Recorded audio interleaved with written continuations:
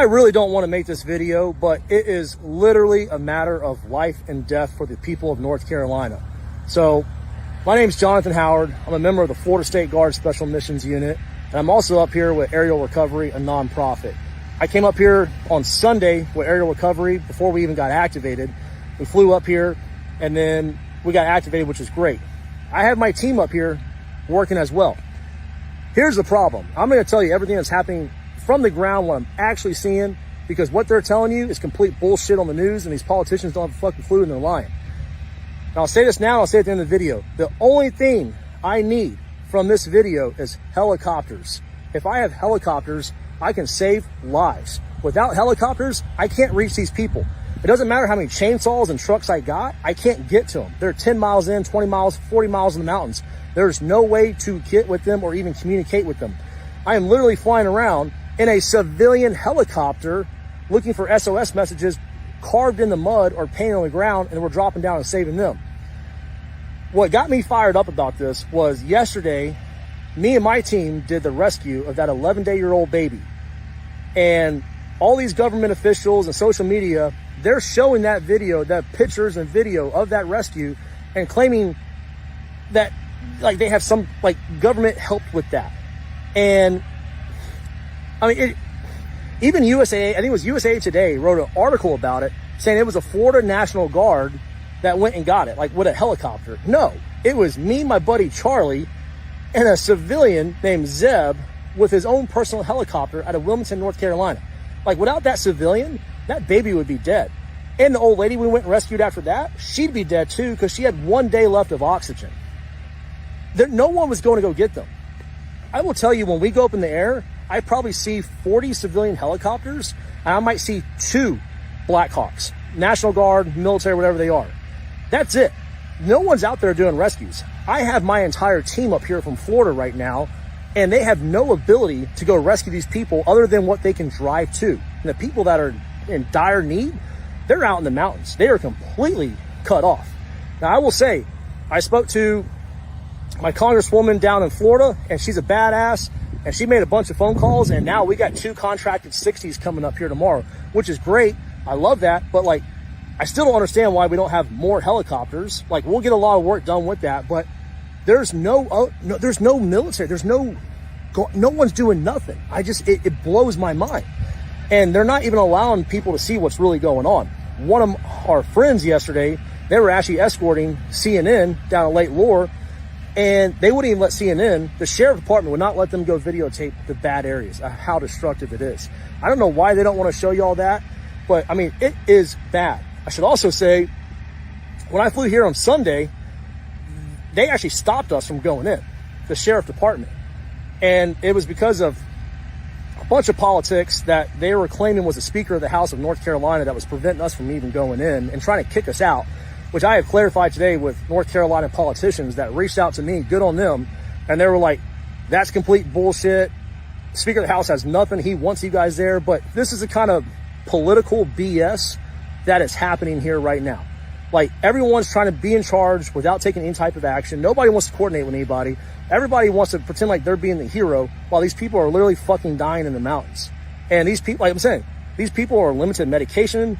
They're running out of oxygen, and there's no one going to get them. The most effective way I have found to go find these people is by getting in a helicopter and flying down the rivers and roads and looking for SOS messages or people waving us down. And then we drop down and get them. We have all these people here. We have law enforcement. We have State Guard, National Guard. They have no way to go get these people. Yesterday, when I was at the Asheville airport refueling, which, by the way, the civilian is paying all this out of his own pocket. He's not even looking for a reimbursement. I think we did 4 refuelings yesterday. And that was like just in half a day's work.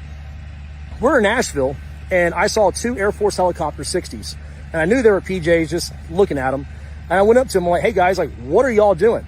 And like, this is what you need to be doing. This is how I'm finding people. And they're like, we can't go. We're waiting on Title 10 orders. And I'm like, what? They can't get any authority. There's military helicopters all over here sitting on the ground, and they can't do nothing. Even my JSOC boys in Fayetteville, they can't get orders to come out here. It is just the most disgusting thing, and they're killing these people. And I don't know why they're doing it. I don't know what kind of conspiracy. I've heard so many things. Whatever you want to come up with, but they are literally allowing these people to fucking die in the mountains right now because we can't get helicopters. They got money for everything else in the fucking world right now, but if they could just get us helicopters, we could fly out there and rescue these people. So I hope this video goes viral. I hope these politicians get fired. I hope people get pissed off. They'll probably kick me out of the state of North Carolina for doing this, but you know what? I don't care, because if I can save one more life for it, it's fucking worth it to me.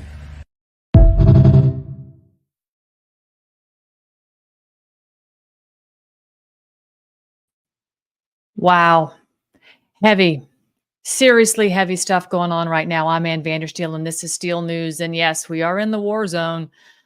This is the storm, and I'm devastated to tell you this, but it's going to happen again.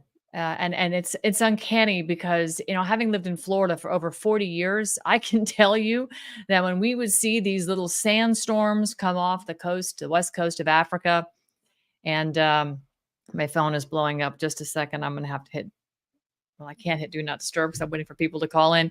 But when we would see these little skirmishes come off the west coast of Africa and make their way across the Atlantic and go into the Caribbean, the spaghetti models were all over the place. You know, they were all over the place.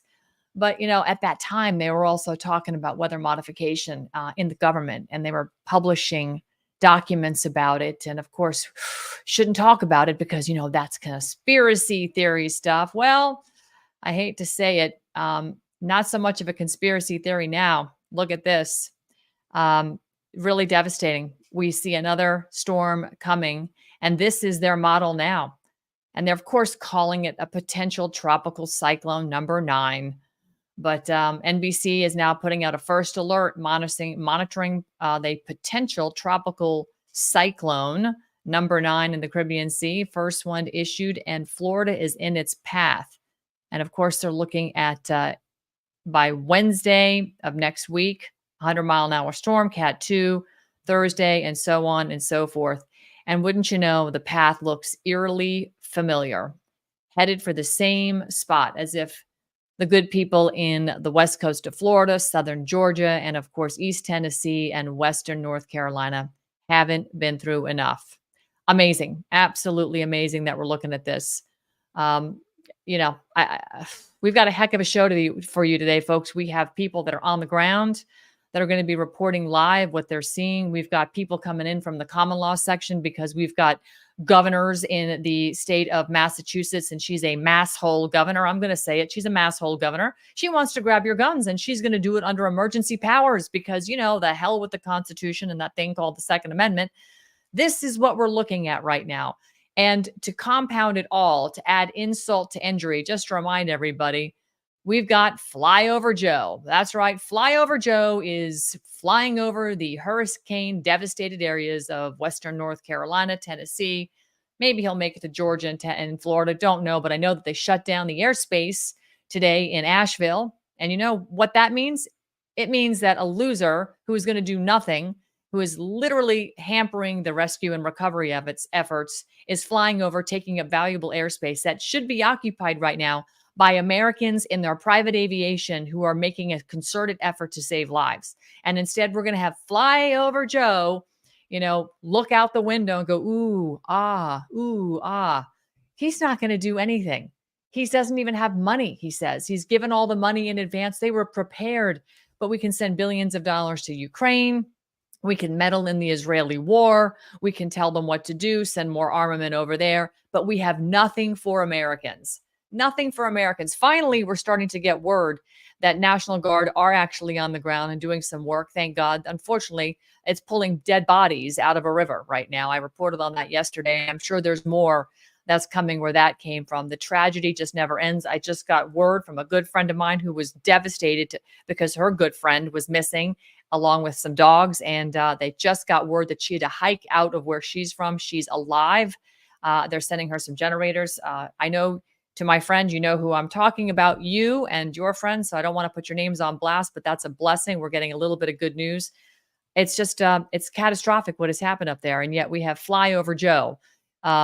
Damage, destruction, whole towns wiped out, gone, like never to be seen again. Gone, goodbye. And we're going to suspend flight operations for rescue and recovery. Right? rescue and recovery suspended today. Well, I guess that if you want to look at it from the shiny, the silver lining side, I suppose that the people that are on the ground that have a lot of supplies they're trying to organize, perhaps they can focus on getting really organized and getting the stratcoms and the teams together and operational, security tightened up so that you protect what you have accrued in terms of supplies and start to maybe organize how you're passing them out a little bit better. But I am proud to say that Operation Burning Edge is on the ground. And Taylor Kramer is there. He is actually en route right now. Josh Yoder, president of U.S. Freedom Flyers and co-founder, is actually en route towards Asheville right now to deliver Taylor into the area. He's going to be meeting up with another on-the-ground source that is receiving supplies as well and disseminating them. And she's been an incredible source for information that's coming out of there. Absolutely devastating. We've got more guests that will be calling in and hopefully coming in on StreamYard as well to talk about. These are people who live locally in the area just to tell the stories. I spoke with a lot of people this morning. I got so busy, I didn't have time to do my walk and talk, so I apologize about that. But anyway, I just want to kind of cover a little bit of the news while I'm waiting for some of these folks to either call in or dial in or StreamYard in, whatever they can manage to do. But again, just to put this into your memory bank right now, please don't forget that this is what's coming again. So we're taking a lot of hits. The International Longshoremen's Association has still managed to stay on strike. That's not good. We've got, if you're trying to depend on Rumble right now, we've got Rumble outages. I don't know if my Rumble stream, it seems to be working at the moment. If it is, folks over on Rumble, please do me a solid, share it out. I see we're getting the room filled up here. I know Christy will probably pop in a little bit, but anybody else, if you can, please do me a favor, hit some comments in the chat, put some comments in the comment section. It helps the algorithm to get around some of the censorship that actually does happen on Rumble. And this is East Tennessee, Nolichucky flooding at Taylor Bridge. This is what is still going on. Beautiful day up there right now. Just devastating. Absolutely devastating. And as the devastation continues, you've also got to think about what's going on around the rest of the world, right? We're in war. This, of course, is what's happening happened yesterday over in Israel as they were shelled with ballistic missiles from Iran. Pretty stark images coming out of there. Take a look at this. The Iron Dome was able to do so much, but they are tracking where the missiles are going, and some apparently they went through, some they didn't. But only one person died, according to the news reports I'm seeing. Only one person, and that was a poor Palestinian. So apparently, a Palestinian was killed by somebody who was on the same team. He suffered, I guess it was missile, some pieces of a missile that fell out of the sky. I'm sure that video made the rounds, but yeah, not good. Not good at all. And I got to tell you, the news just keeps getting worse. Look at this. Now you've got Biden DOJ that is looking at actually doing the unthinkable, suing 2 rural Wisconsin towns after they switched from including electronic voting machines to using only paper ballots in their elections and counting them by hand. Also, the Biden DOJ says it's going to sue Alabama for trying to remove non-citizens from its voter rolls. I'm sorry. What in the actual is going on here? Does this sound like they're even standing on the 14th Amendment, which by my fashion is an unconstitutional amendment? But if they're going to follow anything, shouldn't they be following that? No, they're not, because the 14th Amendment is what makes us U.S. citizens, but you have to be a naturalized U.S. citizen. They are not naturalized, these people. So this is completely way out of bounds what they're trying to do here. But again, nothing should shock us, because as we've taken a lot of hits recently with the quotes, natural disasters, the truth is coming out. The truth is coming out about how they stole these elections. The truth is coming about how, they have weaponized the migration of people around the world with war. The truth is coming out about how they're using weather warfare. Look at this concerned citizen posting this today. I thought this was fabulous because I took a lot of heat from some people on social media saying I'm being a distraction talking about weather modification. Well, this isn't a secret. The government's published this. Concerned citizen, thank you so much for this. Nothing to see here, just a fully verified, approved U.S. patent for producing hurricanes. They would never do this in real life, would they? Well, here it is, a fully produced patent right here, hurricane and tornado controlling devices. Are they using them? I don't know. But when you look at some of the past weather we've had, like Ian, clearly, and I can attest to the chemtrails that we suffer in Florida or suffered. I haven't seen them lately, I will be honest. But there are other ways to modify and manipulate weather. There's a lot of information coming out about this. Again, the anons out there, the everyday people out there, the people that are just doing some digging because they're sick and tired of what they see happening, they're unearthing all of this. And this is, we've got to just keep our foot on the gas. And speaking of keeping our foot on the gas, we are actually going to be on the ground. I've got Taylor Kramer on the ground right now. He's part of our team of Operation Burning Edge. Shout out to you, Taylor. He just got his blue check mark on X. We brought him down to Central America. We started meeting up with him in Texas when we kicked off Operation Burning Edge last year in the Rio Grande Valley. And Taylor has now made his way up to North Carolina, and he is on the ground there. He's going to be hopefully popping in here to give us some reporting. I know he's doing some live hits for LFA TV, so he's going to try and squeeze us in here whenever he can. But American Made is one of our partners that is actually collecting money right now, tax-free. It is a nonprofit, a 501c3, in fact, and they are going to be giving us the money directly to use for fuel for an aircraft that we have now been had donated for the use of, so that Taylor and myself can not only get around to all these remote locations, remote airports, and do flyovers, but we can also deliver supplies. So we're going to be coordinating with the folks over in Lincoln County. They've got the Operation Airdrop there. Our plane will be fueled through the money that we raise, and any money that we raise that we don't use directly for fuel operations will be donated to the folks at Operation Airdrop for those airplanes that are being donated by private citizens as well. The helicopter force that's coming out, the airplanes that are coming out, is absolutely fantastic. They're absolutely all over this and doing one heck of a job. So if you go to AmericanMadeFoundation.org/hurricane, AmericanMadeFoundation.org/hurricane, you can actually help us, fund this relief effort that we're really, trying to get after here. So let me just check in here and see if we've got anybody coming in right now. I want to just double check so I'm not leaving anybody out in the cold. All right. I want to take a look a little bit about what happened too in the debates. Because again, I'm going to be honest, I didn't watch him. I can't stand Waltz. I can't listen to him. It's just, I find it just absolutely, it's gaslighting is what it is. And I figured, you know what? I can do the solid the next day. There's better people than me that'll listen to that and make clips. I'm going to go and grab their clips and I'm going to play them, because the highlight reel is always going to be a lot less painful and a lot more entertaining than actually sitting there for a couple hours and watching the debate, which I refuse to put myself through with Waltz. He just is not worth it. He's an idiot as far as I'm concerned. And he's a liar. I mean, he was caught in lie after lie after lie. So let's take a look at some of the best of, shall we? Why? Yeah, I sat in that office with those Sandy Hook parents. I've become friends with school shooters. I've seen it. Look, the NRA, I was an NRA guy for a long time. They used to teach gun safety. I'm of an age where my shotgun was in my car so I could pheasant hunt after football practice. That's not what.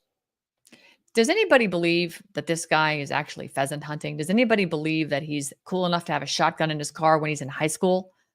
Does anybody believe that, he isn't friends with Sandy Hook school shooters? Did he mean to say the school shooter, or did he mean to actually say the families who suffered losses from a school shooter? What is he trying to say here? Either way, it was a really, really bad look. And speaking of bad looks, take a look at this. This is him trying to defend their pro-gun stance. Doesn't really pan out in the end. No one's trying to scaremonger and say we're taking your guns. We do need an assault weapons ban. I do believe that we need to do buybacks. I support buybacks. How mandatory is your gun buyback program? It's mandatory. We want to ban assault weapons. We need an assault weapons ban. We need reasonable gun safety laws in this country, starting with universal background checks and a renewal of the assault weapon ban. Congress needs to have the courage to act and renew the assault weapons ban. I'm also in favor of the assault weapons ban, of universal background checks, red flag laws. So it's clear that we must renew the assault weapons ban. demanding, as we all do, red flag laws, universal background checks, and a renewal of the assault weapons ban. Let's have an assault weapons ban. We need an assault weapons ban. But we still need an assault weapons ban. We're saying we need reasonable gun safety laws, including universal background checks. And to your point, Chris, a renewal of the assault weapons ban. It's just the right thing to do. Well, I have an AR. It's not an assault Legally weapon. possess a gun in the sanctity of your locked home doesn't mean that we're not going to walk into that home and check to see if you're being responsible and safe in the way you conduct your affairs. Do you hear this? They are going to violate your Fourth Amendment. And apparently she, you know, I'm assuming she must have some kind of a warrant, because they would never just walk into your house. Oh, wait, yeah, they would. That's right. They probably would. They're going to take your assault weapon. Well, you know, I have an AR. That is not an assault weapon. She doesn't even understand the language that she's talking about. And they are definitely coming for your guns. In fact, we have a guest coming up at about 1:45. Her name is Joan Quinn Eastman. She works with Ron Bouchard at the Common Law Academy and We the People too. She's known as Boston Broadside on X. And they put out a notice that they're looking for the removal of the governor of Massachusetts. She is one heck of a masshole, that governor. And she's coming for their guns under the declaration of it's a national emergency, national powers that she has. National powers just to go and take your guns. Okay. Yeah, no, that's not how it works. This is the mentality of what has allowed our country to become the state in which we find ourselves right now. This is the same mentality that is rising and flying above it all on Air Force One, and looking at the carnage and looking at the lack of preparation. And, you know, when you talk about lack of preparation, I've driven back and forth across this country, and I keep my guns in my car when I do, because now I know my country is littered and infiltrated with criminal, illegal invaders all over. I'm going to use my gun in self-defense if I need to. And right now, the people in North Carolina that are being looted by the illegals that were dropped off 2 days before this hurricane hit there, they need their guns to defend themselves. This is completely out of control. But again, Joe Biden just swirling around up there on Air Force One, kicking back, taking his Metamucil and whatever else, maybe a nap. He's not doing anything. They're not going to do anything. This is up to us. And this is why Joan Quinn Eastman's segment is going to be so incredibly vital, because they know how to get this done. They understand common law. They understand the lawful way to remove sitting members of the government, whether it's a governor, whether it's a president, a vice president, Congress, Senate. It doesn't matter. You're councilman. And the people are starting to really pick up on this and are starting to take what we're saying at heart. This is not patriot mythology. This is actual law, and it comes directly out of our Constitution. And we have to engage in it, and we have to get smarter about it. And we can't sit back and wait for somebody else to do it. So, again, this is up to us, guys. This is our seminal moment. This is the time to shine, and this is when we're going to take it all back. Don't let this crisis get wasted. Let's take a page out of Rahm Emanuel's book. No good crisis should go to waste. Well, we are in crisis, and we've been in crisis for the past 4 years. It is just becoming, it's just coming to a fevered pitch right now. So why not capture that fevered pitch and make it work for us? Let's get educated. Let's get mobilized, and let's start assailing them with the law. Well, somebody that was getting assailed last night was J.D. Vance, and he was being assailed by the nincompoop, nothing but communist NBC moderators during the vice presidential debate. But thank you, Senator. We have so much to get to. Margaret, I think it's important because we're going to turn out of the economy. Thank Margaret, you. The rules were that you guys weren't going to fact check. And since you're fact checking me, I think it's important to say what's actually going on. So there's an application called the CBP One app, where you can go on as an illegal migrant, apply for asylum or apply for parole, and be granted legal status at the wave of a Kamala Harris open border wand. That is not a person coming in, applying for a green card and waiting for 10 years. That is the facilitation of illegal immigration, Margaret, by our own leadership. Thank you, Senator, for describing the legal process. We have so much to get to, Senator. Those laws they wouldn't even let him finish his thought, and he was telling you exactly what's going on. The CPB One app, something we've been reporting for the past year through Operation Burning Edge. It has been leveraged heavily by our own Department of Homeland Security. DHS has provided this app. The State Department has provided this app. And instead of coming to the Darien Gap, now they're able to actually fill out this app and fly directly into the city of their choice, bypassing the Customs and Border Protection check sites, bypassing immigration, bypassing it all. They're just registering on an app. It's that notice to disappear, like you keep hearing about when they get adjudicated and they get arrested and they have a notice to appear. They never appear in these courts. to be adjudicated properly. It's a notice to disappear. So now the CPB-1 app is legalizing illegal immigration. It is just so incredibly stupid and mental. And the fact that NBC is part of the complicit water carrying for the government, the federal regime, the criminal syndicate that it is, to cover it up and try and shut JD Vance up, just goes to show you how much they don't want the truth out there. So we're going to keep delivering you the truth. Speaking of truth, I've got a guest that just came in. She is on the ground live. She has, I've known Beth now for quite a while, Beth Moranville. She and her husband have their own business. I'm going to let her explain what she does because I'm not sure exactly how much she wants out there. But she has been collecting and gathering information live on the ground with what is going on. And as I talked to her this morning for probably 45 minutes, it was like listening to an Apocalypse Now movie, just the rendition of all the information that she has coming in. So joining me now from North Carolina, live on the ground as a victim of Hurricane Helene, is Beth Moranville. Beth, I don't know if you can see me or hear me, but it's great to have you on. Hi, Ann. I don't know if you can see me right now. I'm having a really hard time hearing you. I've had to put my phone up to my ear, but we are having spotty reception. It comes and goes, and we lost our generator just a few minutes ago, so everything is up and going. So I'm going to put the phone back to my ear so that I can hear what you're saying, okay? Okay, that sounds good. That sounds good. So Beth, what I'm wanting from you right now is if you don't mind giving me a live report of everything that you're seeing and witnessing and how people can help. And I'll just let you talk for as long as you need to, because we need to get this information out. So thank you so much. I am real near Swannanoa and the very tip of Asheville, North Carolina. We were here all last week because of events that we had. My husband is the manager of programming for the Light FM, and I am not with the Light FM, but my heart is with them. So we were here and getting ready for this storm, but looking at it, I've lived in the South a lot of my life, and I know what tornadoes and hurricanes look like. And as I was looking at the map, I was seeing it go through the middle of Georgia as a Cat 4. We've seen things like that before.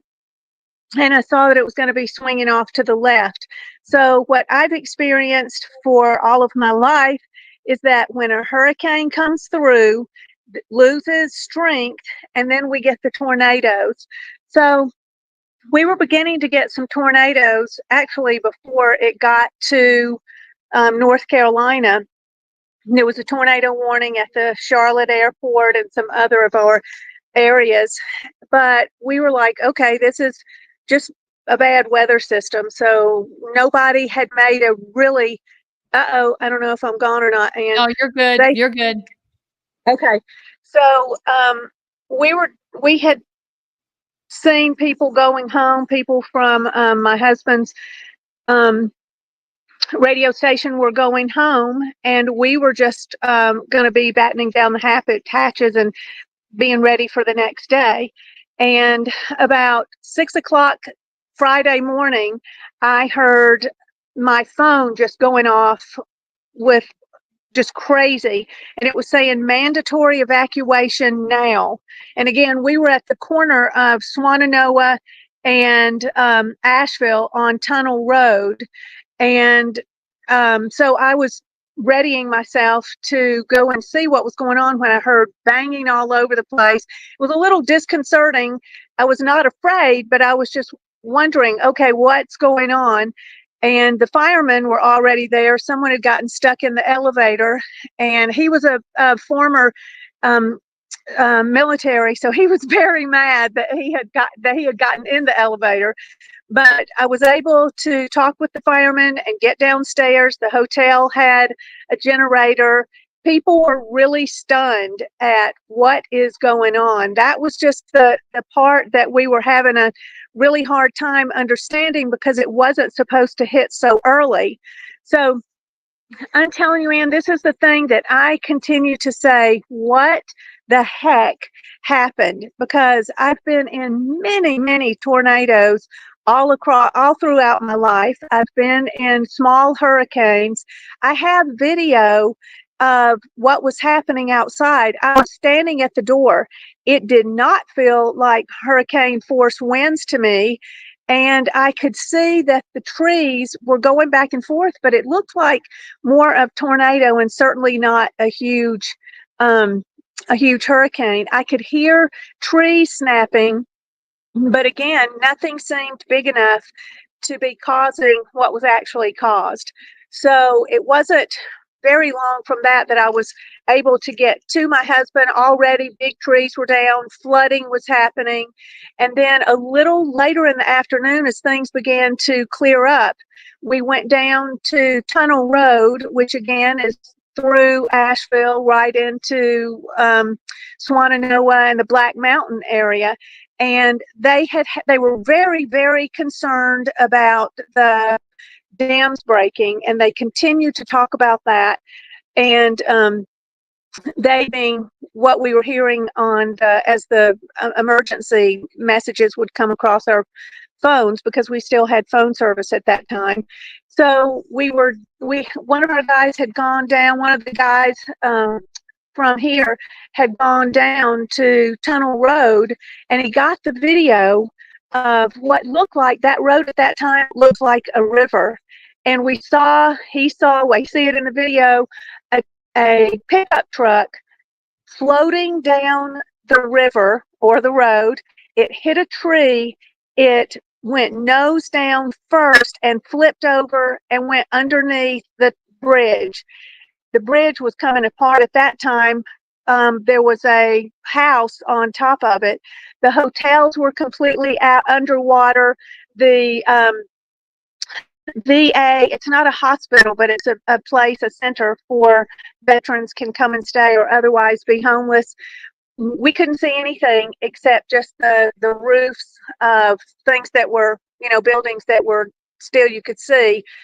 But then right after that, we saw a search and rescue boat going out with 4 men in it, going what we have called the river, which was actually that road with all the water because of the dam. And they went up the river, up the road, and in about 5 minutes, there goes a helicopter now. They're all over the place right now. Is it a private helicopter or a Black Hawk? Can you tell? Boat came back in about 5 minutes, capsized. We have talked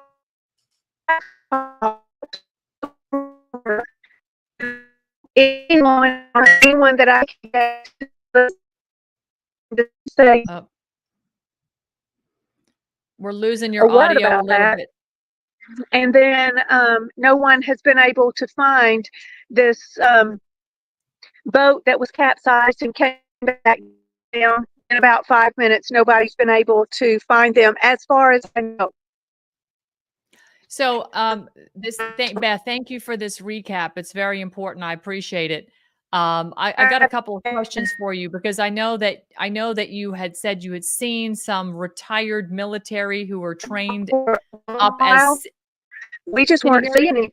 We would see maybe one, maybe two, and we were trying to get to them to say, we saw a truck go underneath. Can someone go and check and help? And people were just. It wasn't mayhem. It wasn't like people were coming apart at the seams. I think everybody was kind of shocked. And at the same, when we saw a. Oh, we just lost Beth. Folks, this is unfortunately how difficult it is. This is why Starlink is so important. If you're not connected to Starlink right now, your cell service and your ability to actually connect, she might call in on my phone, so I'm going to keep it right here next to me in case she calls back, but your ability to actually connect and do video is so limited. And I just want to give a shout out to sat123.com. Sat123.com has just sent me a mini Starlink. I have a big one for my house, but we've used a big one in Panama, but now we have a little mini one. It's, it's a little small suitcase, but it will allow us to have internet and high-speed data to broadcast, and also have a Wi-Fi so that you can make Wi-Fi calls, because the cell services are so, bad. In fact, one of the things Beth and I were talking about this morning is that the Verizon services up where she is are non-existent. So that Verizon problem they were having up in the Ohio River Valley in that area, 100,000 customers a couple days ago, it is now spread down there. The Verizon service is terrible. I have I have a mixture of services with Comcast Xfinity. I probably need to get on Patriot Mobile, to be honest. Maybe get a dozen different cell phones, but I also have a sat phone. So between my sat phone and the Starlink, I should be able to have good communications for the most part. I don't see why I wouldn't. I've got a backup power supply, all compliments of sat123.com. I highly recommend. I've bought my Faraday bags and other items from there to make sure that I have everything I need. Because, at the end of the day, if we don't have communications, it's really hard to collaborate. It makes us that much more remote. And look at the people that have been left without anything. One lady, crawling out of the woods, literally, to find somebody so she could let people know she's alive. And my girlfriend was in a complete meltdown yesterday. And I don't blame her. These are people we love. There's, if you've got pets and so forth with other people, this is part of your family. I mean, we're talking about millions of people here that are being devastated in some form or another. Some really, really devastated, have lost everything, have lost their lives. And, the reports are still coming out. This is what Beth and I were talking about this morning that, she's back. Hang on one second. Okay. You're back. Hey, I'm back. Again, the service is just spotty. It just comes and goes, and we grab it when we have it. And I know. No, it's all good. It's all good. One of the things I wanted to ask you about, because we were talking this morning, was about, the defunding of the police in Asheville. Tell us about the presence of police in Asheville and anywhere that you are.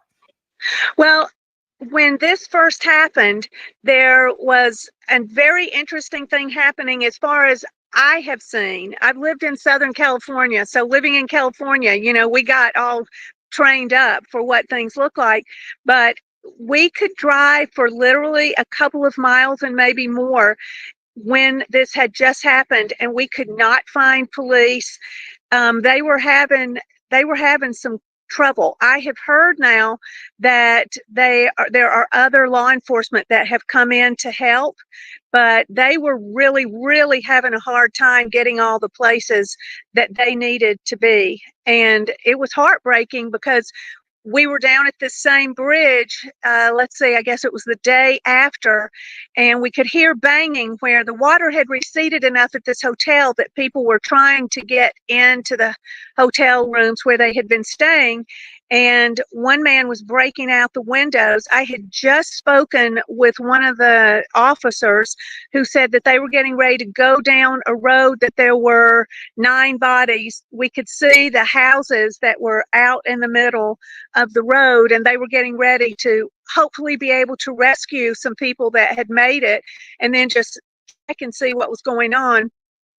In the meantime, with the glass being broken out, they went over to check and see what this guy was doing, and he pulled a gun on them. They were like, "Are you kidding me? People are dead, and you're pulling a gun on us because what is it that you have in that hotel room?" It's been really, really interesting to watch, because my question has been, how was there so little preparation for this storm, which I will say from what I have seen in my lifetime, it doesn't look like it's just a hurricane to me. There was a hurricane and on at the same time, because there will be big, huge hardwood trees. Most of these are not pine trees, which I expect them to come out of the ground. These are hardwood trees that will have root systems as tall as 6 feet, 7 feet men. They're taller than those men I've had pictures of those, and they'll be laying on the ground, and these trees will be not just snapped, but like they were twisted and snapped. I have not seen this before in all the weather patterns, weather systems that I've seen in my life. There's something different, and they're all over the place. And wow. I wanted to also tell you that when the truck that I was talking about that had flipped over and gone under the bridge, when all of that was happening, there was a man who was stuck at a convenience store, and he was trying to get this flooding water's coming. So he was trying to get out, and everybody was yelling, get somewhere, get somewhere. He literally pulled his we're losing you again. And able to get say it again. We lost that last sentence. He literally did what? He literally pulled the doors off of their hinges of a big convenience store. That was some major adrenaline going on there, but he was able to get inside. And what we saw at first, back to the police, was we were not seeing looting. We were not seeing people going in and taking things. We had one guy go and get some water for the hotel where we were staying before the power and electricity went out. And so he knows he'll go back and pay. People could have gone into that store and ripped them off to smithereens, and no one went in. The next day, however, there was a Family Dollar down the road where people were being able to go in 2 at a time, and overnight people went in and just ransacked it. That's terrible. It's terrible. I'm getting sorry. I said I'm getting similar reports from people that are also down valley as well about gunfire around the corner from where they are, over food and grocery stores, things like that. So the societal civility is collapsing quickly, and then you compound it with, you know, busfuls of illegals that get dumped into the Asheville area just days before a storm that they knew was coming for a week, just like they know there's another storm coming. You know, as we put up here a little bit ago, we showed that this storm right here is on its way, and you all are in the path again. I'm not sure if you're aware of this, but there's another storm headed going over the same exact path. Same path. No. Add insult to injury. The thing that my husband, who programs the Light FM, made a decision as the storm was hitting, that they were the only station live for at least 2 days, maybe 3. They were the only station where there were boots on the ground and not just running either recorded or somebody voice tracking. All the team was here, and he made a decision that he was not going to cover, and 1,200 people have died, or run for your life, or anything like that, that he was going to give hope, because the people know the desperation. They know the devastation. They're looking at it. They're trying to get out, even just to pull themselves out, their homes destroyed, all of that. And so from the start, he has had people calling in and giving hope stories, telling where they can go and get food and diapers and formula and water and gas. And it's been really amazing to watch, because people are really coming together here in spite of all the horribleness, and because of all the horribleness, they are really coming together and I was out yesterday afternoon and was able to pray with people. I saw grown men breaking down in tears. One man just said, "Can I just have some food for my little dog?" That's all he had left was his dog. There was another man who said, "I can't even tell you. I don't want to even tell you what I've seen today."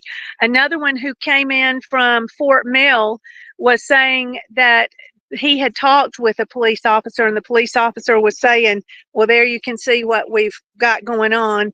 And there were actually body parts.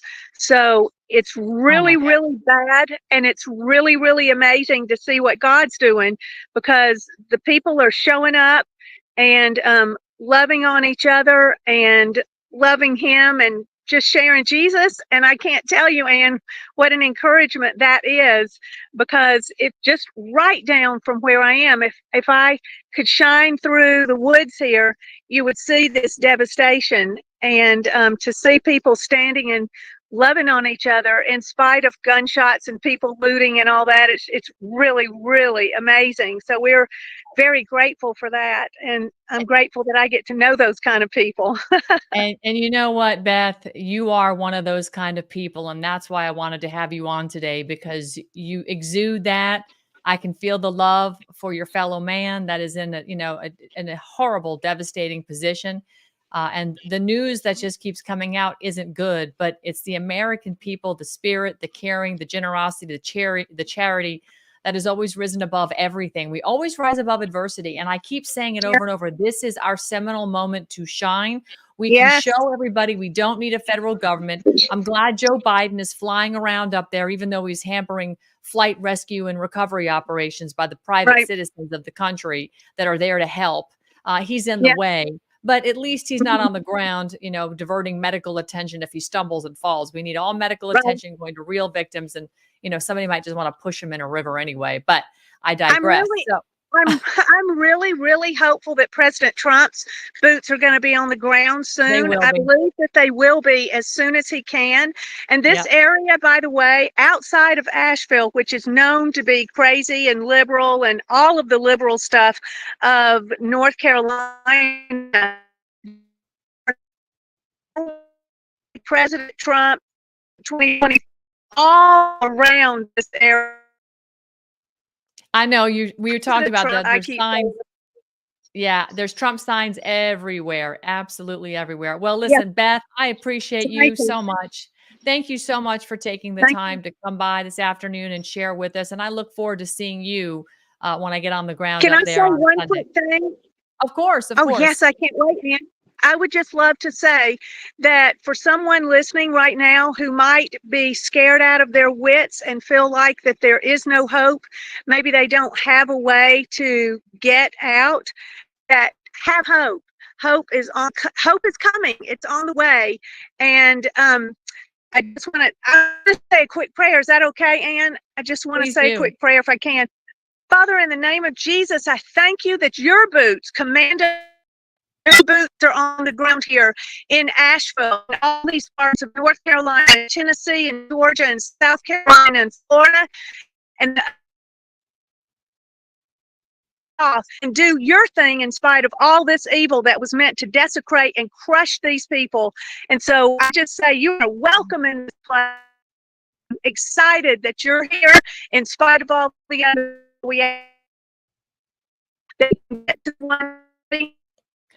the ones that are trapped, in the name of Jesus. Amen. Amen. Amen. Thank you, Beth. Thank you so much. God bless you. And I look forward to giving you a big hug. Absolutely. You too, Ann. Be careful. Be safe. Thank you so much. Wow. I got to tell you, that woman's spirit is just so full of God. It's great. It was just it was wonderful to hear from her this morning, and to, you know, the people that are reaching out to give me, you know, information because they see me trying to share as much as possible have just been absolute heroes, despite all the horrible things they're witnessing and hearing. And, you know, and the discomfort in which they're living, you know, having gone through hurricanes, losing power for a month is not fun. Not having clean water for a month is not fun. Asheville is looking at 30 days before they're even going to have clean water. And so, you know, there's very limited access into Asheville. If you're coming into that area, you can come up from the south. The south is where you can get into Asheville. And again, if you can get to Lincoln County Airport, they have an incredible organization of private pilots under Operation Airdrop. And I just want to put back up on the screen again this phone number where you can donate money directly to the fuel for the planes of these private pilots. And these private pilots are using their aircraft. They're organizing out of the Lincoln County Airport up there, and fantastic organization, Operation Airdrop. And if you want to support Operation Airdrop, it's operation-airdrop.com to just, you know, send $20 if you can to put some fuel, aviation gas. It's not cheap. I'm doing a separate fundraiser because we've actually have somebody who's going to loan us a plane. And I've got a couple of different folks that are going to fly it so that Taylor and myself can get around, not only delivering supplies, but also more, you know, as importantly, reporting on the ground, so that if people have certain requirements and needs, or they're looking to just say, hey, I'm alive, I want my family members to know, we're going to be doing that kind of work, sort of like rescue, research, recovery, that kind of stuff, because it's just so necessary right now. People are completely cut off. Roads are gone. Bridges are gone. People that live on top of hills, half the hills are gone. My God, we're hearing stories about 100 homes just being washed away. And there's a ravine left where there was a hillside. And they're pulling bodies out of the rivers around there. It's just a complete and utter catastrophe what's happened. But again, God will show up, and he is showing up, and he's showing up with the people that he's bringing to come and perform these search and rescues, and the private pilots. Very, very fortunate. We're going to take a quick break, and when we come back, we're going to talk about the people's business. And you've heard me rail on this for quite some time. I am sick and tired of these bozos in DC and in our state governments and in our municipal governments. We, the people, are the government. Your state constitution reminds you of that. Our constitution reminds you of that. The people work for us. And so far, we have shirked our responsibility to make sure they're doing the job we want them to. No more. It's over. Party is over, and the purse strings are getting shut. We're not sending another dime to Ukraine, and we're going to start to remove the criminal offenders that continue to abuse us, the American taxpayer. While we need money for our brothers and sisters in harm's way right now, we're shipping it overseas by the billions. It's disgusting. Pallets of cash, whatever.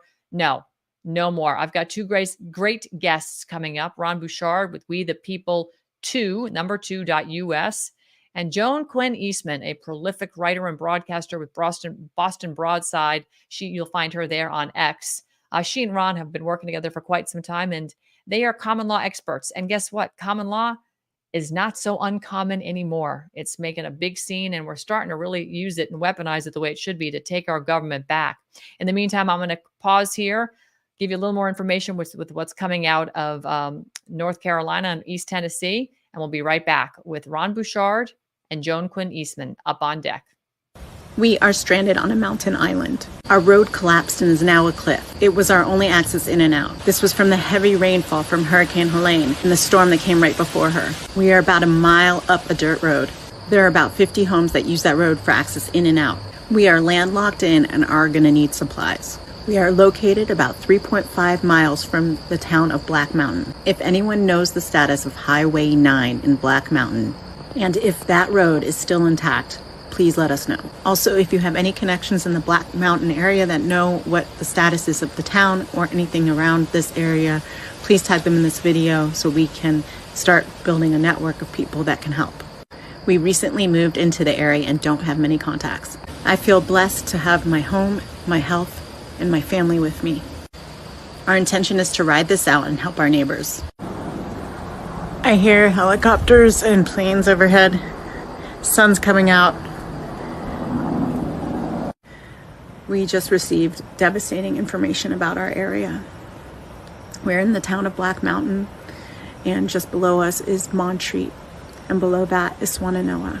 We just found out that those two towns are gone, or sections. I don't even know what to think. I don't know how I have cell reception, but I was able to check Twitter, X, and search Black Mountain. My mom told me to do that. She texted me, and I just looked at it.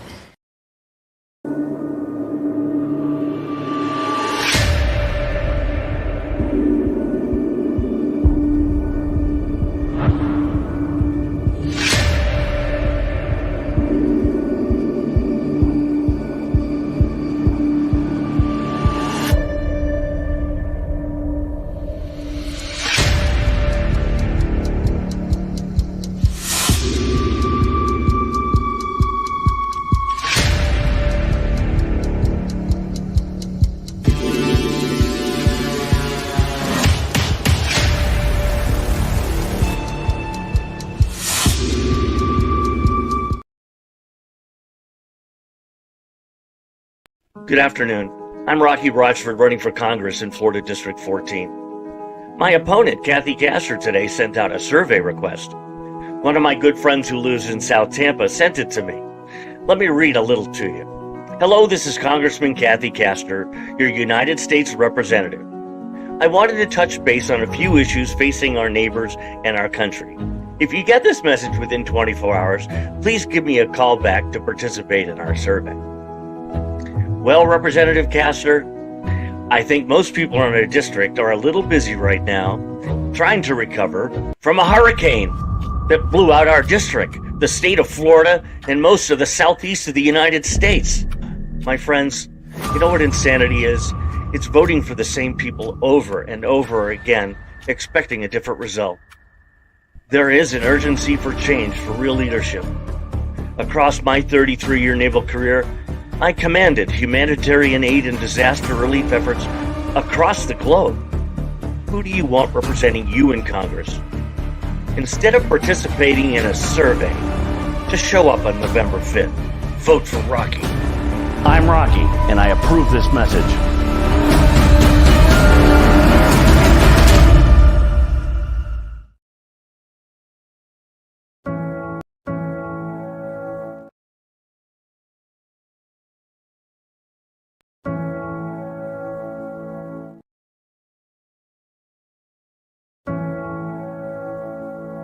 Greatness doesn't discriminate.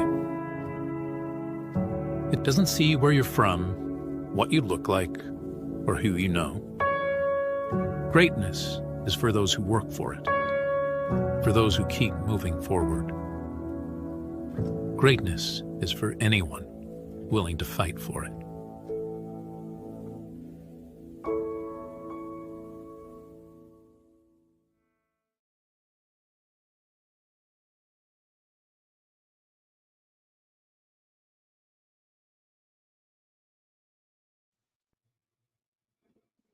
Sorry, folks. Internet is getting a little wonky and a little slow today. Apologies for that. Well, you know, when I look at what I see happening around me and I look at the politicians that are still on the slate, that are still running, I realize there is only one option, and it's us.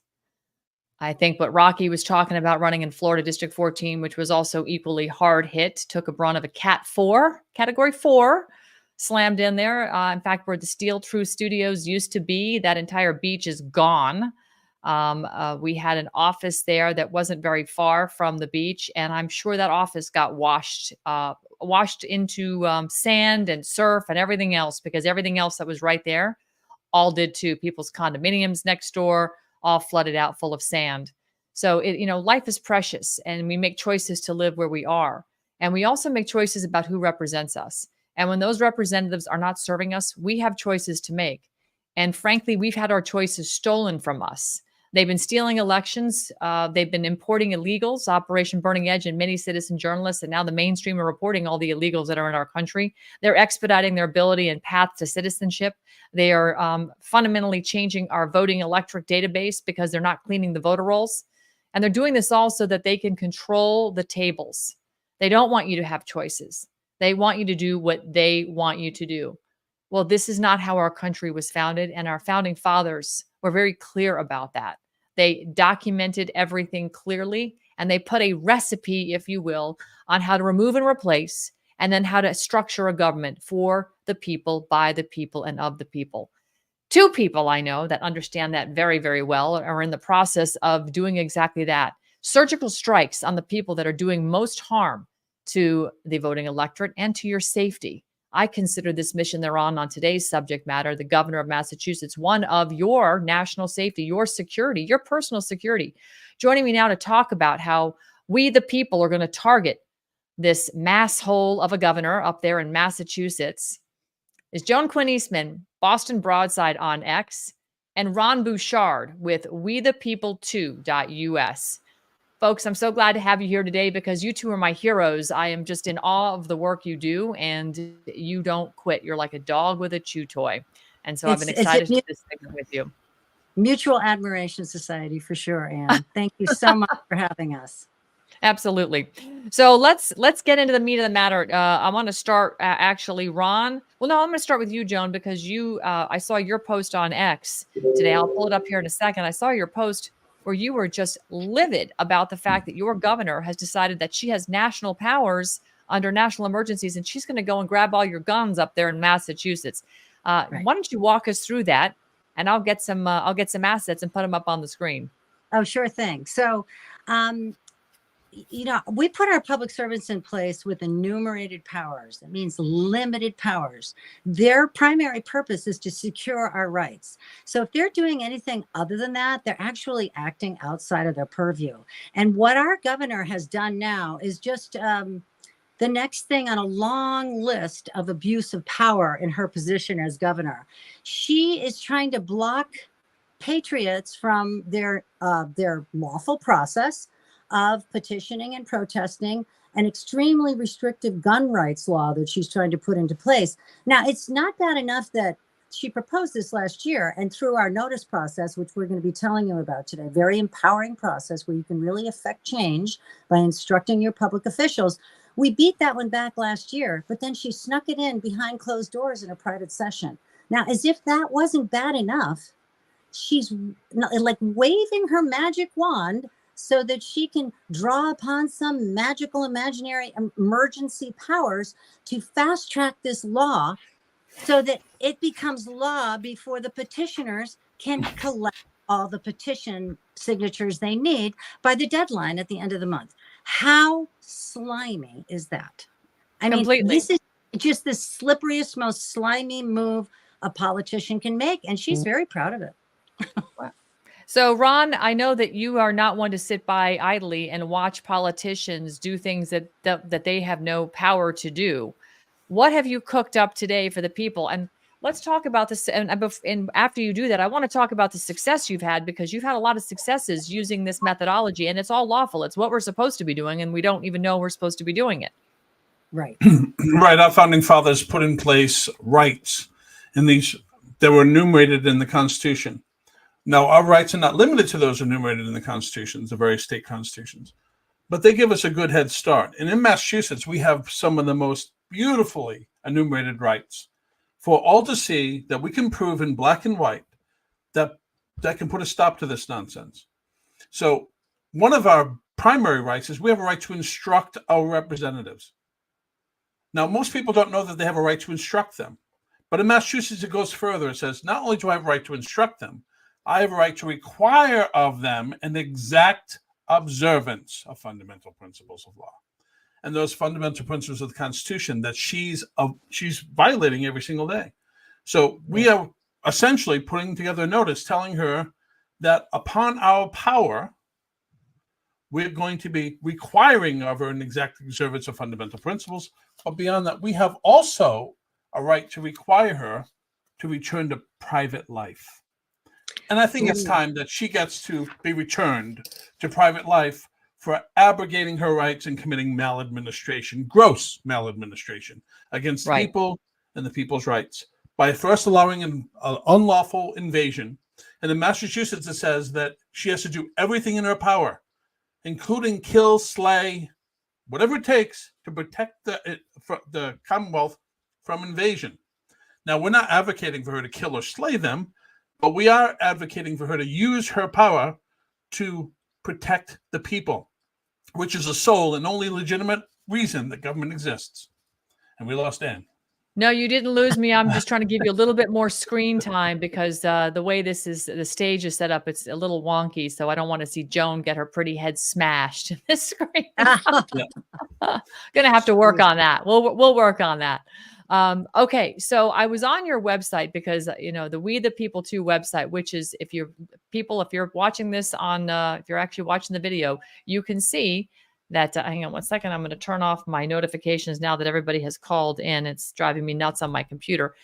You can actually see streaming on the ticker below, We the People 2.us. That is Ron's website. He's got a common law academy. He teaches all of this there. This is not a complex subject matter per se, when you understand the simplicity of what our founding fathers designed. When you look at our Constitution, I flash it every time. Look at this little book. This is the Declaration and the Constitution. This is not a lot of reading material here, people. And it's not like it's, we're not talking. It's a love letter. And it's a love letter. Exactly, Joan. You were describing it so beautifully. And a very dear mutual friend of ours is the one who coined that phrase. And she's absolutely right. They wrote the most magnificent love letter we could ever imagine. They did this. They anticipated every possible assault on our rights and our freedom, and they put in protections. And this governor is a prime example of someone who is completely disregarding, and absolutely violating and abusing her position and ignoring all of our rights. That's right. So I would like to get everybody up to speed a little bit. I want to, let's see here. I want to go back. I want to go here. All right. I'm going to pull your screen. I'm going to pull you guys up on the screen so everybody can see what we're talking about. This is your website, Ron. We the People 2.us. Go ahead. Why don't you walk us through? Get that US in. Yeah. This is the place you can go to become empowered to actually take action that will affect change and have an impact on what's happening in your government and your life.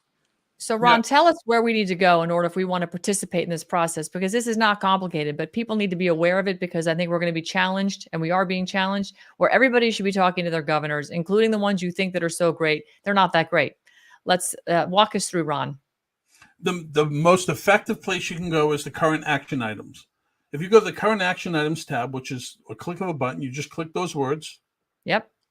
And then it'll take you to another page, and that other page, you should be able to just click on it. Now, it'll give you the most recent action items that we are currently working on. Now, if you notice, if you scroll down a little bit further, it'll actually give you what we're talking about today, to remove Governor Healy. Front and center, right to the left. And we also, to the right, you can see we're also protecting Ohio from foreign invasion. So the things that matter to the people of the United States are on this website. On this website. Well, let's talk about removing Governor Maura Healey. I mean, she's, as far as I'm concerned, a complete criminal for suggesting that she can grab your guns based on national powers. I'd like to know, what are her national powers? Joan, can you explain what she defines as national powers to give her the authority for this? Honestly, it is really just like waving a magic wand. She made it up. So they have limited emergency powers. Well, what is the emergency? What is the emergency that you had to rush your law into place today and interfere with the due process of your constituents who had raised 39,000 out of 50,000 signatures? They were easily going to make the petition requirement so that this law would then be tabled for a couple of years. So just preempted all of their effort, and it's absolutely outrageous. So Ron can talk a little bit more about the emergency powers that she has. This was first brought to my attention at the beginning of COVID, because so many people were protesting against the mandates for masking and the distancing and the mandatory shots to keep your jobs. Well, we challenged emergency powers 4 years ago in Massachusetts with the previous governor. So we've continued to challenge the powers of this governor, and she completely ignores it. So take it from there, Ron, because it's not going to get pretty now. No, well, the fact of the matter is emergency powers were meant to address issues like you're seeing in North Carolina. Those are emergency powers. You need the emergency powers to be able to help those people. But they're very limited. But see, they think that they have a broad swath of powers that they can just create at any moment's time. And that's not true. See, our constitutions are expressly delegated documents of authority. If it's not expressly delegated, you don't have the authority.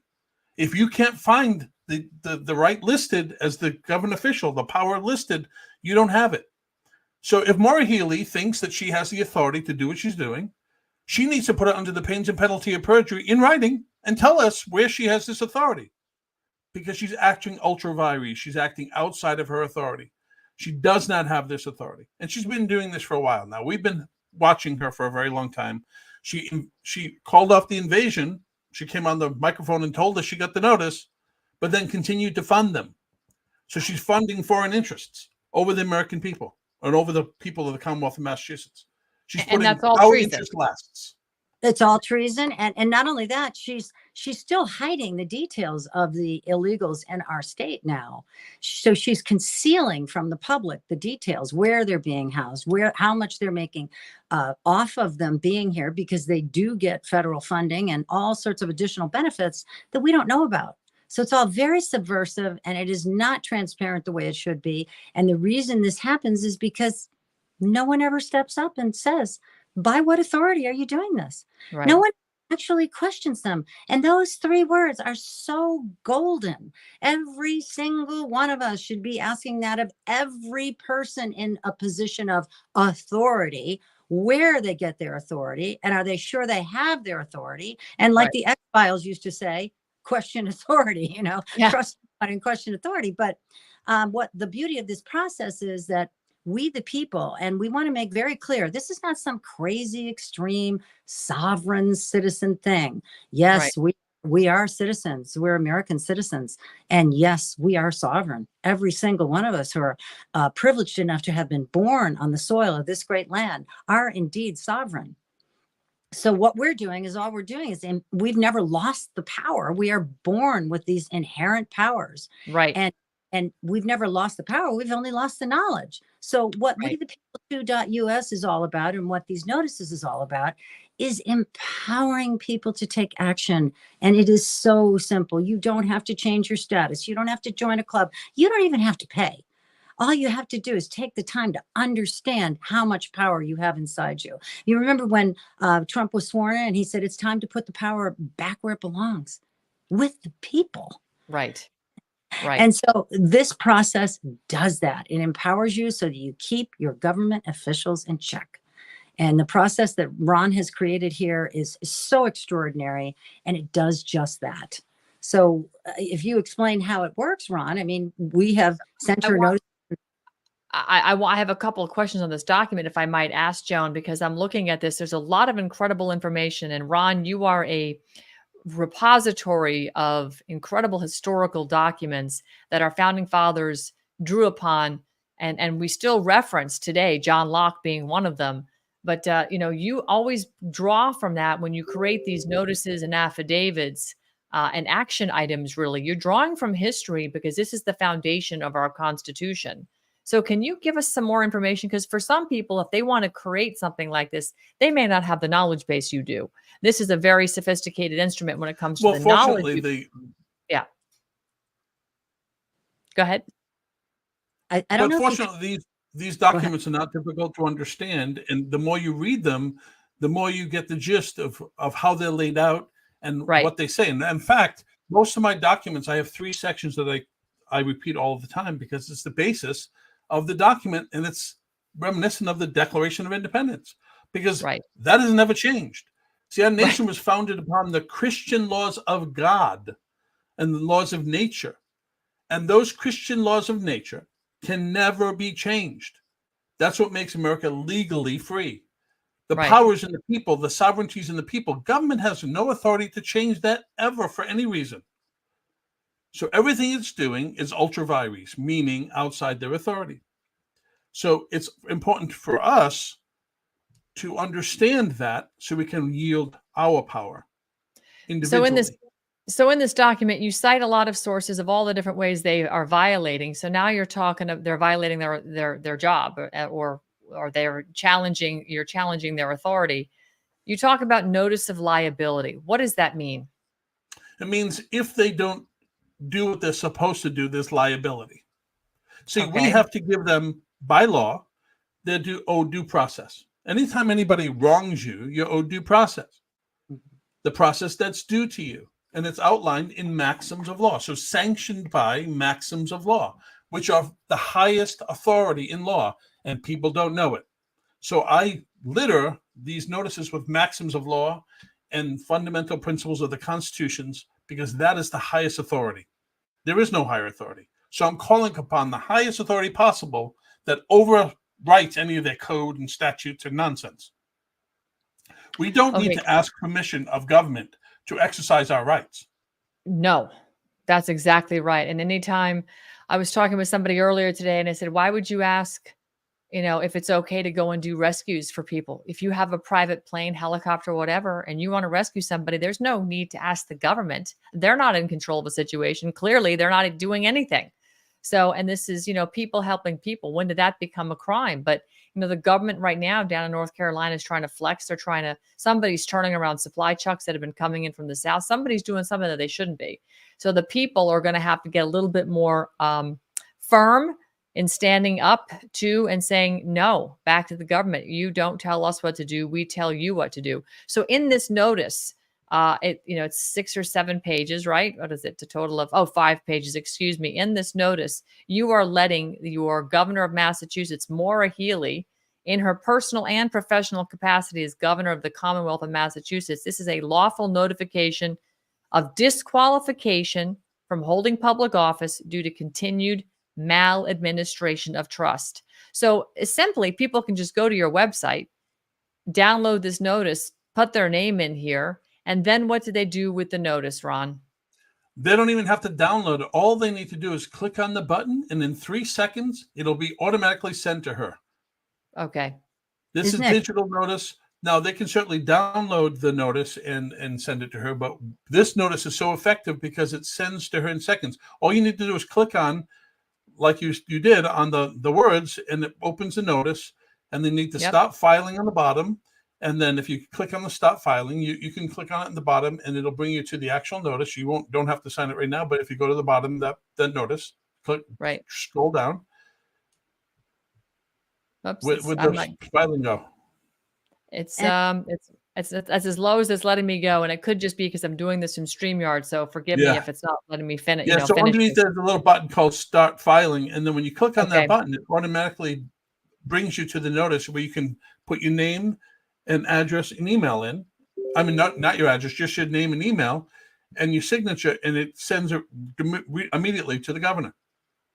Wild. Okay. Well, that's simple. Anybody, and can I do this? I live in Florida. Am I allowed to send a lawful notification? All 50 states. It was written so that all 50 states can participate, because when malfeasance enters one state and it's unanswered, it seeps into all the other states.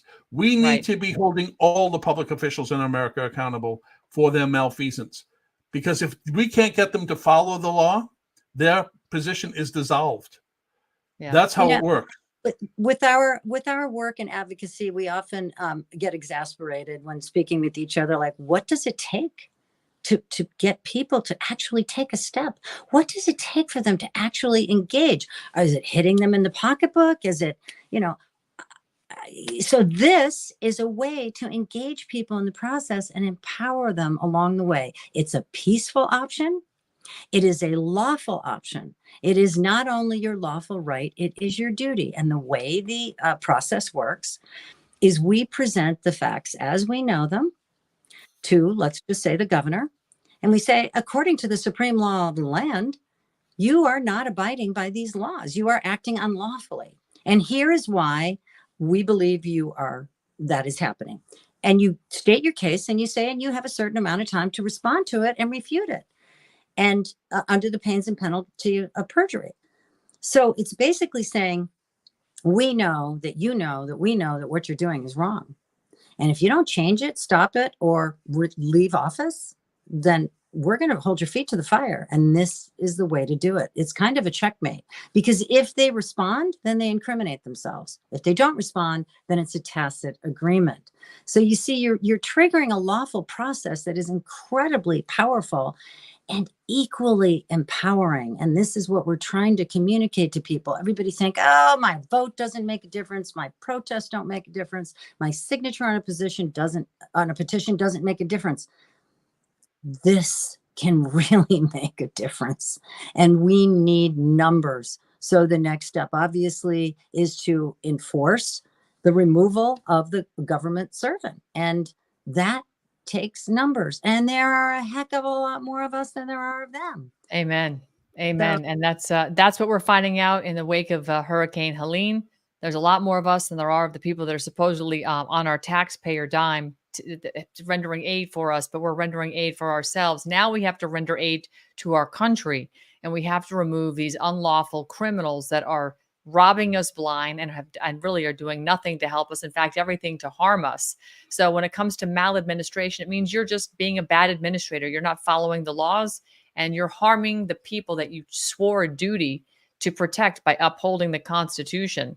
So with respect to the foreign invasion, we talked about this earlier in the show. They dropped off buses after buses after buses full of illegals in Asheville just 2 days before Hurricane Helene slammed in there. And now these illegals are looting. They're wandering around, creating problems, stealing. And I expect that as the civil unrest intensifies, it is going to germinate from the illegals. Let's say we have a bank collapse. You wonder what's going to spark people to get into action. Well, when their money is cut off, that's going to spark people into action. But the illegals will be rioting in the streets because their EBT cards that were funding them $2,200 a month will suddenly be cut off.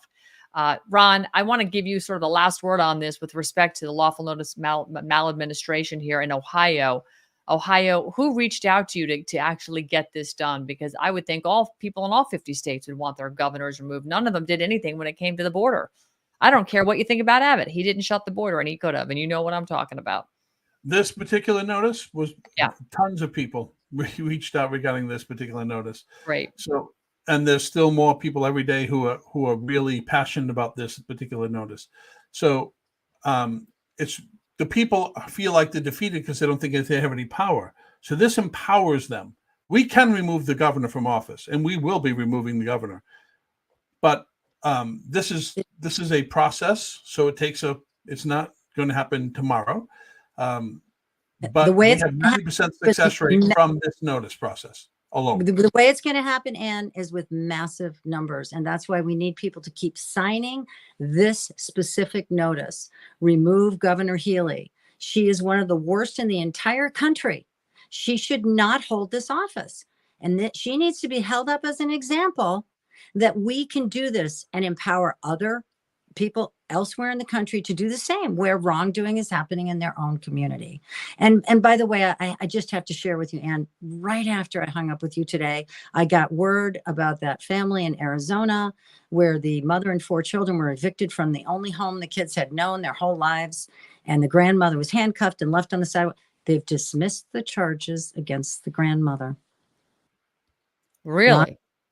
Ron put up a notice for people to write to the judge Good. to challenge the judicial system and the breach of due process. And there were so many irregularities, omissions, and errors in this case. It was outrageous. But reaching out, signing those digital letters and mailing letters and putting in affidavits and notices, it's extremely powerful and extremely empowering. So we really invite everyone to engage in the process. Oh, we need people to join Quill, right, Ron? Right.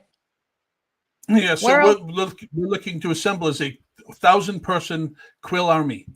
And I want it to be 10,000 people so that the moment a notice comes out live, we have immediate 1,000 signatures, letting the people know who get the notice that we mean business from the moment we launch it.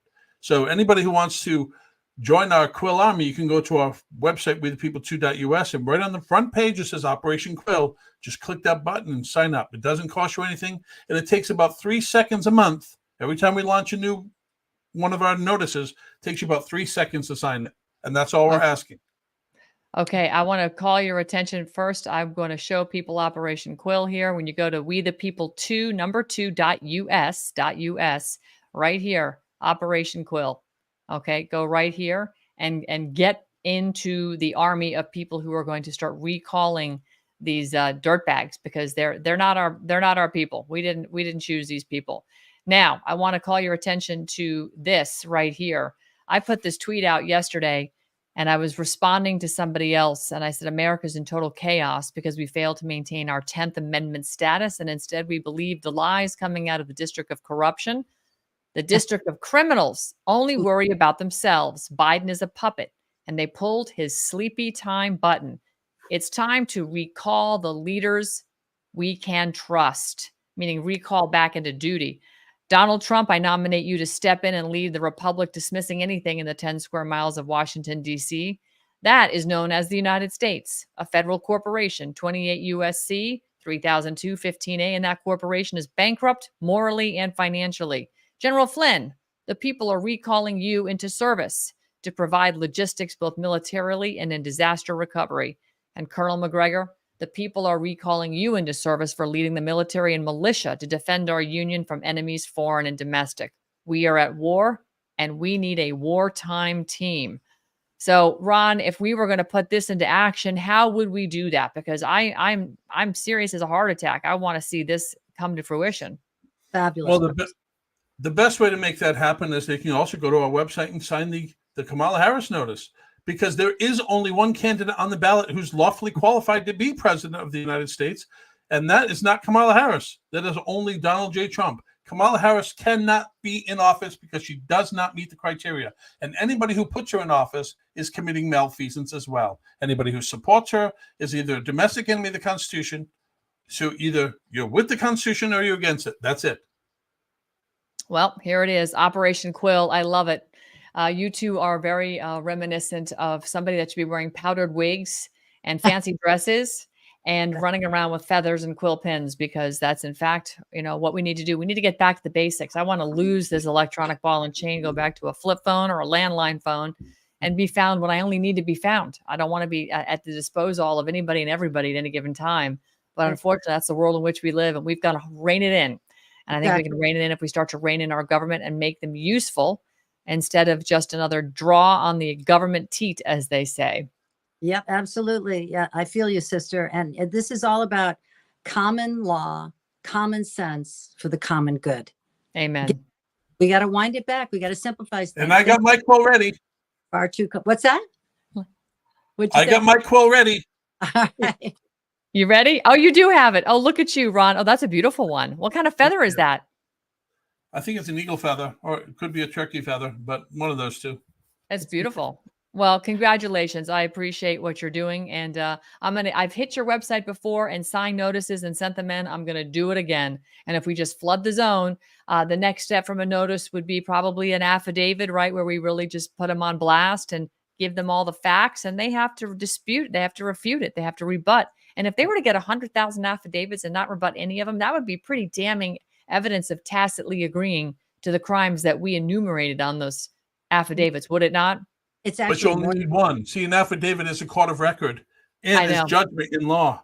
And I have my affidavit right here, cured against Kamala Harris. How long has it been cured now? Oh, it's been cured for about 10 days. Nice. She's been found guilty of malfeasance, and she cannot run for office. And I also have an estoppel that's going on the record. So I'm going to be putting out a public notice soon because she's stopped from any further pretending to be the vice president or the acting or running for president of the United States. That's so fantastic. I love this. It's again, this is not complicated, is it, Joan? It's pretty simple. Exactly. I mean, if I can understand it and do it. Joan, I'd like to carry your tool bag one day. I'm still working on it. Well, Ron and Joan, thank you so much. I really hope we can direct a lot of people. I'm going to cut this clip and I'm going to pump it out because I want people to get educated as quickly as possible on how they can just participate in being government, because we are the government. But also, I'd like to redirect them back to your website, Ron, wethepeople2.us. You also have links to your Common Law Academy where you teach people common law, and you don't need to spend thousands of dollars on retainers and hundreds of dollars an hour on some cheap guy in a cheap suit that's just taking your money, and he could care less whether he wins or loses because he's getting paid. Right. You know, no, we represent ourselves. We represent ourselves. They're perverting the fundamental law, the law of the land, the beauty of the simple law of this land. Like you said, that's what we need to get back to. And we do. Thank you so much for all you do, Ann. You're amazing. And we really appreciate your support. And I truly believe that we can turn this country around with each and every one of us getting that knowledge back. It all just comes down to finding that knowledge again. And you can find it at wethepeople2.us. Perfect. Tonight is Common Law Academy, 7. That's right. Tonight is Common Law Academy, 7 o'clock. If you grab a glass of wine and sit down with Ron and take it all in. Take it all in. Ron Bouchard, you rock. Absolutely love what you're doing. Joan, it's a pleasure to talk to you again. And I appreciate both of you stopping by. Thank you. We appreciate you, Ann. Have a great day. You too. Fantastic. All right, folks, I've run a little bit long today, and I am joining Brianna Morello this afternoon in another 45 minutes. I've got to get ready for that. I'm going to be joining her as a guest on her show. So if you aren't following Brianna Morello, go find her on X. She's also on Rumble, Brianna, Breanna, Brianna Morello. Lovely lady. And she used to be with Fox News. She's now got her own show. And I just, I'm honored that she's asked me to join her. We're going to be talking about North Carolina and bringing more information out. So till then, I hope you guys have a great afternoon. And as always, thanks for your support. Please share this out. And if there's, anything that you feel like you might want to do to help, you can certainly help us at American Made. We are going to be on the ground, and we will be, getting into an airplane that somebody has actually provided for us to use. If you go to AmericanMadeFoundation.org/hurricane, AmericanMadeFoundation.org/hurricane. You can actually go there and donate directly into a fund that'll go strictly for the fuel for the airplane that'll be flying myself, Taylor Kramer, around. It's just a small little Cessna. We're not flying in some private jets because you can't land those where we're going anyway. It's going to be grunt work. We're going to have our big knee water boots, etc. We'll be going through the muck. You'll probably see me wearing the same clothes all week long. Isn't that special? And certainly no makeup and a hat will be, the outfit du jour. But that's the way it goes when you're out in the field. It's the kind of work you got to do. And we'll be bringing supplies with us along with our Starlink and our backup power so we can go live and get interviews from people on the ground. And you can hear from them exactly what this experience has been like, how good the government response has been, and how good their fellow man has been. I think what you're going to hear is going to be quite remarkable. We don't need the government. In other words, we really, really don't need them because they're not here when they're supposed to be. Have a great, great afternoon, everybody. And again, I'll be on Brianna Morello's show in about 45 minutes. Otherwise, we'll catch you again tomorrow. Take care, everybody, and I'll see you later. Hi, I'm Ann Vandersteel. I want to talk to you a little bit about your health. Part of my daily routine is to get up in the morning and get a little exercise on. If I have time for a mile or 7, doesn't matter. I get out the door every single day. It's important to get my body moving and get that oxygen flowing through my brains. What is also equally important is what I put in my body after I exercise. I rely on vandersteelhealth.com, where I have a delicious selection of superfoods and other supplements. But first and foremost for me are my superfoods. I have a delicious shake every single day. It is organic, all made in the United States of America, non-GMO, never processed before, dehydrated superfoods. And when they reconstitute with water, milk, or whatever juice you like, it makes a delicious, healthy, plant-based protein supplement. And I say supplement because, frankly, I use this as a meal replacement. This is what's helped me lose the last 20 pounds of COVID. I'm back down to my fighting college weight, fitting in my college clothes, and feeling better than ever. So go to vandersteelhealth.com and get your delicious superfoods. Get on the transformation program with us. It's a 30-day kickoff, and it will get your day starting out great. And watch the weight just fall off. Watch the energy increase, the brain fog lift, and of course the ancillary benefits in your hair, skin, and nails. All these things, you are what you eat. Remember that. Go to vandersteelhealth.com.